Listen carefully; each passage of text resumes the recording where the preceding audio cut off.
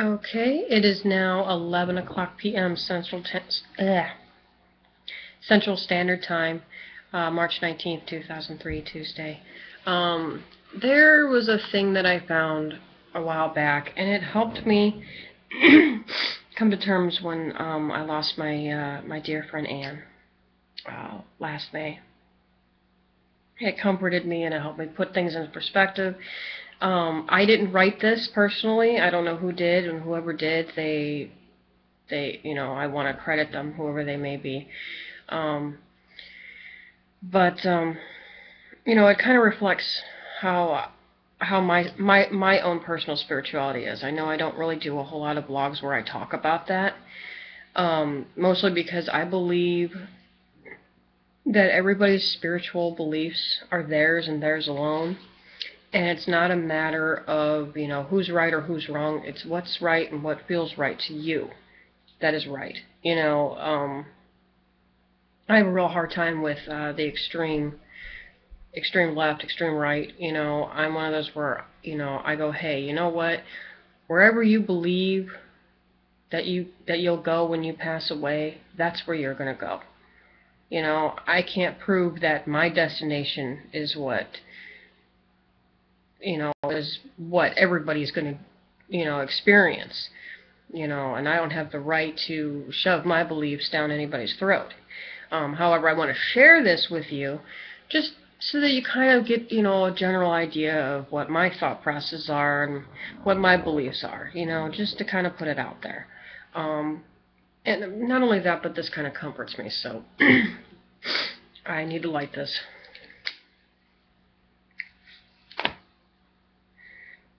But, okay.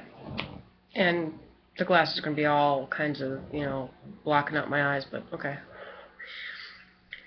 Says, you want a physicist to speak at your funeral. You want the physicist to talk to your grieving family about the conservation of energy, so they will understand that your energy has not died. You want the physicist to remind your sobbing mother about the first law of thermodynamics, that no energy gets created in the universe and none is destroyed. You want your mother to know that all your energy, every vibration, every BTU of heat, every wave of every particle that was her beloved child remains with her in this world. You want the physicist to tell your weeping father that amid energies of the cosmos, you gave as good as you got. And at one point, you'd hope that the physicist would step down from the pulpit and walk to your broken-hearted spouse there in the pew and tell him or her that all of the photons that ever bounced off your face, all the particles whose paths were interrupted by your smile, by the touch of your hair, hundreds of trillions of particles have raced off like children, their ways forever changed by you. And as your widow rocks in the arms of a loving family, may the physicist tell him or her, may the physicist let him or her know that all the photons that bounced from you were gathered in the particle detectors that are his or her eyes, that those photons created within him or her, are constellations of electromagnetically charged neurons whose energy will go on forever. The physicist will remind the congregation of how much all of our energy is given off as heat. He will tell them that the warmth that flowed through you in life is still here, still part of all we are, and even as we mourn, we continue the heat of our own lives. And you'll want the physicist to explain to those who loved you that they need not have faith. Indeed, they should not have faith. Let them know that they can measure, that scientists have measured precisely the conservation of energy and found it accurate, verifiable, and consistent across space and time. You can hope your family will examine the evidence and satisfy themselves that the science is sound and that they'll be comforted to know your energy is still around. According to the law of the conservation of energy, not a bit of you is gone, just less orderly. Amen. And basically, let's see, how long did that take me? Oh, not that long. Okay. basically, I look at things from a very scientific point of view, okay? I believe that science and mathematics is the language that God speaks to us, okay? In science, there are certain laws that are finite, okay? The laws of gravity, the one that was just described, the conservation of energy, I can't ever pronounce this, centrifugal force. I'm mispronouncing it. I don't quite know how to pronounce it or spell it. But basically, if you have a bucket full of water and you're spinning it around in a circle, none of that water is going to fall out. Why? Because there's a force that as you're spinning that in a circle, you're creating a force that actually pushes the water in the bucket and keeps it in the bucket. I could explain it further, but I'm not a geek. I'm just a nerd. I just read a lot. The difference between geeks and nerds is that geeks know how to build shit with the knowledge that they read about. Nerds just like to read about it, you know, or that's the extent of it. That's my definitions. And to me, when I take a walk in the park and I look at trees and flowers, you know, even picking up a blade of grass and looking at it, you know, there's patterns in nature. There's the Fibonacci sequence in a lot of things. There's the golden mean, which is, I think, a 1-to-2 ratio, if I'm not mistaken. There's just so many things in nature that make sense. Everything's logical. So, you know, I believe that, you know, that there must have been an intelligent designer. Because for all of this stuff to just get thrown together at random, there's a very slim chance of that happening. You know, the way our bodies work, the way our bodies function, how our bodies are created within the womb, it's all orderly. It's all methodical. I mean, you know, something like that randomly happening, I mean, I can't comprehend that. And, you know, I have friends that are, you know, atheists, and you know what? That's okay. You know, what that means is that they don't really believe in a higher power.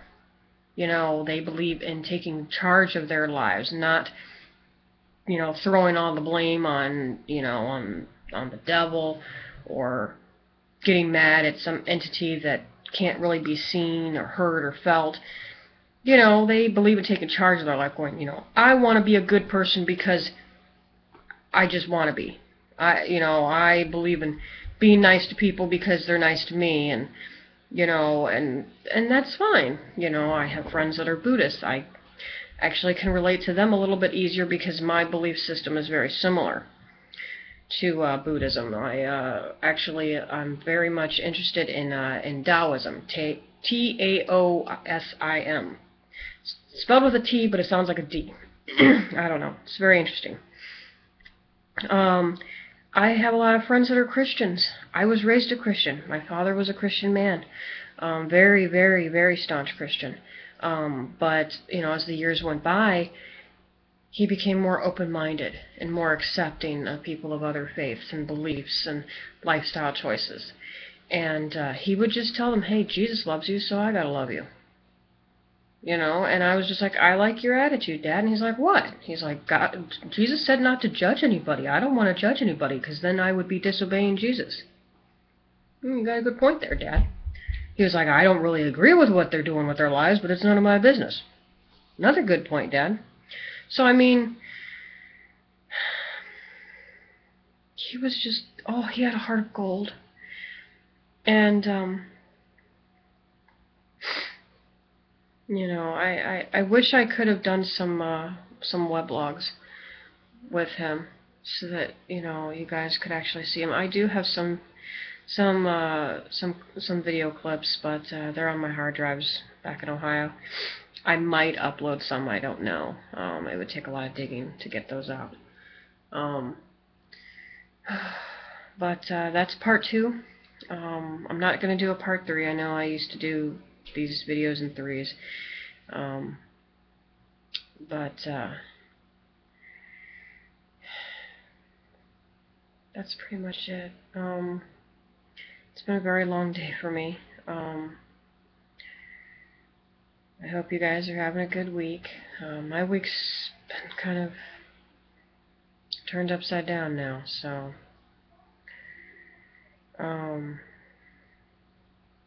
this is the Yippie Chick from Hippie Chickopolis, and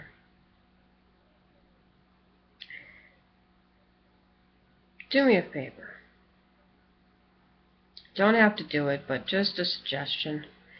Call up somebody that you've had, beef with in the past. Just call them up and say, hey, you know what? I just want to let you know that I want to bury this issue that we have between us. I want us to air it out, get it all out off our chest, and then just set it aside and walk away. Can we do that? And if they're willing to do that, and and you talk about it, and you can laugh, you can cry, you can get a little mad, a lot of emotions get brought up whenever you air out differences. And then if you guys are able to say, hey, you know what, I'm so glad we got that out. Because a lot of times what happens is the issue, it starts out small, okay? And then it just festers and festers and gets bigger and bigger and bigger. And so when you finally air it out, it shrinks back down to the size that it originally was. And then you look at it and you're like, this wasn't that big of a deal. Why was I getting so mad over this tiny little issue? Why did we let it get so bad and think that it was so huge when it's really this big? And then you laugh about it and you're like, oh, we're silly people. So, I mean, life's too short to hold grudges, and grudges end up becoming really, really heavy over time. It ends up eating away at your soul. And, I'm trying to improve my physical health and my emotional health, and hopefully my spiritual health will also improve. Because if you don't take care of your body can't take care of you. And your body is basically a reflection of what you are deep down. So like if you're sad and depressed and upset and stressed out all the time, it's going to end up manifesting in your body to where you break out a lot. I mean, I break out all the time.